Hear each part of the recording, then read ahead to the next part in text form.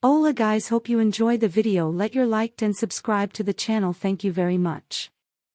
Note, the content provided is based on opinions and/or perspective of the DallasCowboys.com editorial staff and not the Cowboys football staff or organization.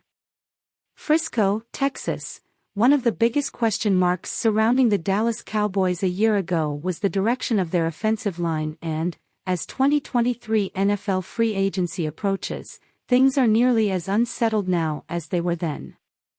Kudos to the front office for rolling the dice on Tyler Smith, and to the rookie for having an outstanding first year despite all of its challenges, but that's only one major question answered at the offensive tackle position and, truth be told, there's no guarantee just yet that he'll take the mantle at starting LT when September rolls around, something that can't possibly be figured out just yet with Terrence Steele, Tyron Smith and Jason Peters all being topics of discussion.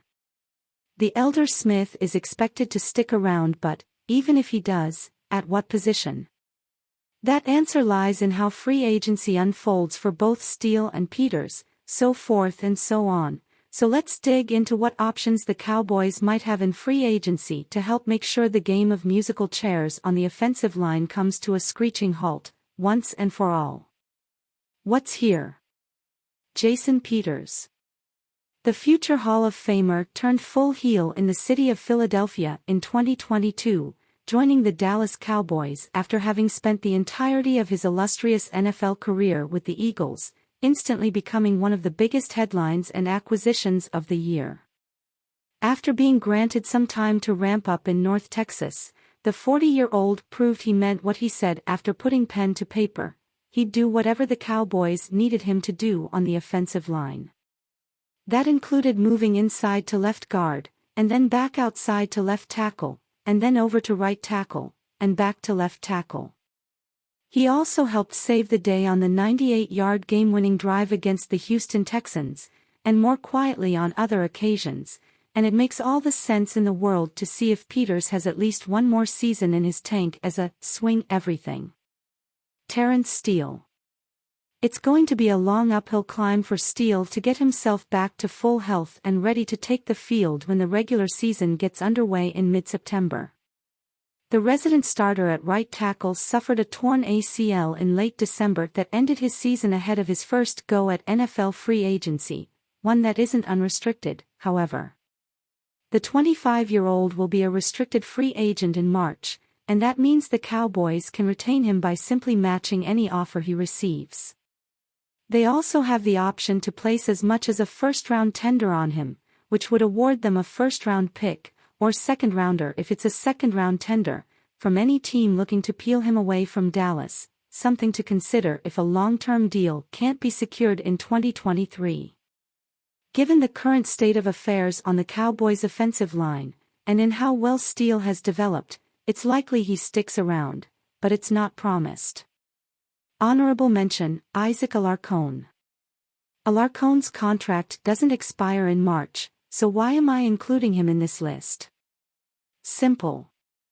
It's because his IPP, International Pathway Program, exemption is expiring and he's entering the final year of his deal, making this off-season and training camp to come the most pivotal of his entire stay with the Cowboys. To this point, he's been in continual development and not only as a swing tackle, but he was also seen taking reps at guard in camp last July. There's a lot of potential, I feel, within Alarcón that needs to fully come to the surface to make him a viable OL option in 2023. Head coach Mike McCarthy specifically pointed out Alarcón as one to watch this summer, and that's fine by me, considering I've had him circled since he arrived in Dallas from Mexico in 2020. What's out there? Note, these players will be unrestricted on March 15th, barring a newly signed deal with their incumbent team prior to that date. Andre Dillard. If Jason Peters can do it, so can you, Andre.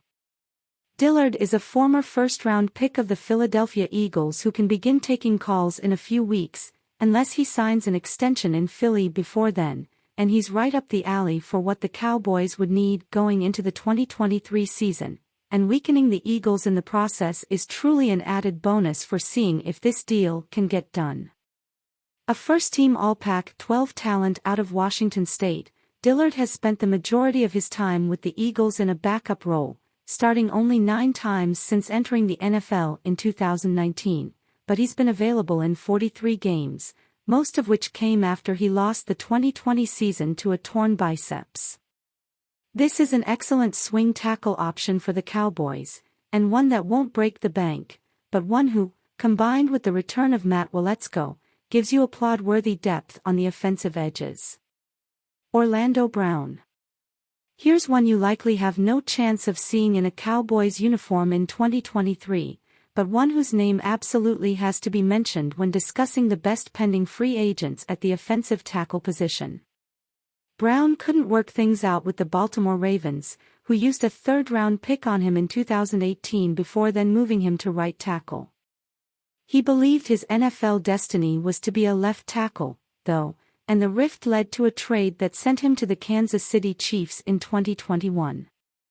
2 years later, Brown is a Super Bowl-winning left tackle is now up for a new contract, and there's little reason to believe he'd do anything but stick around with Patrick Mahomes and a perennial contender in the Chiefs, but it's also his first chance at the biggest payday of his life.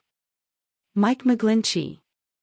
Okay, on to the right side of the line, where the future of Steele is still to be determined. If Steele is allowed to walk in free agency, it feels like a very not great idea to ask Tyron Smith to be your permanent solution at RT, and not because he's incapable. It's because of his history with injury and availability, a similar truth that keeps the door open for options at left tackle when also considering how Connor McGovern entering free agency could force Tyler Smith to left guard to begin the 2023 season. With so much to figure out, a name like McGlinchey comes to mind, but, not entirely unlike Brown, he won't be cheap. A former top 10 pick of the 49ers in 2018, the former member of the PFWA All-Rookie team suffered a season-ending injury in 2021 but started in all 17 regular season games in 2022. His fifth-year option is now expiring, and entertaining this move would require the Cowboys to ask themselves if they feel he's better than the homegrown and healing Steele. Caleb McGarry. Now, to the more palatable options, not that the two above are impossible, but they are admittedly improbable, as far as financial asks go. McGarry presumably won't carry the same dollar demands as Brown or McGlinchey, though that doesn't mean he'll be bargain basement pricing either, but if Steele isn't in a Cowboys uniform then it would behoove the club to at least have a conversation with McGarry on March 13 if he's still without a new deal from the Atlanta Falcons. Also a former first-round pick, 31st overall, McGarry is a starting right tackle who has been one of the most durable at the position since entering the league in 2019, delivering 62 starts in 4 seasons. He's expected to hit unrestricted free agency this year after the Falcons declined his 5th-year option, giving other teams a chance to make their pitch to the former Husky. Isaiah Wynn. Cost-wise, Wynn likely won't command the same coin as Brown, McGlinchey or McGarry, and that's largely due to his struggle with availability. Like the 3 mentioned, Wynn is also a former first-round pick, 23rd overall, but, unlike those 3, he's been inconsistent in staying on the field. That being said, the former Bulldog is only 1 year removed from logging 15 starts for the New England Patriots in 16 regular season outings, before a foot injury this past December landed him on injured reserve, ending his season. You have to know this is a risk-reward move, because Wynn can definitely get the job done when he's on the field. The question is an obvious one, though: can he stay on it?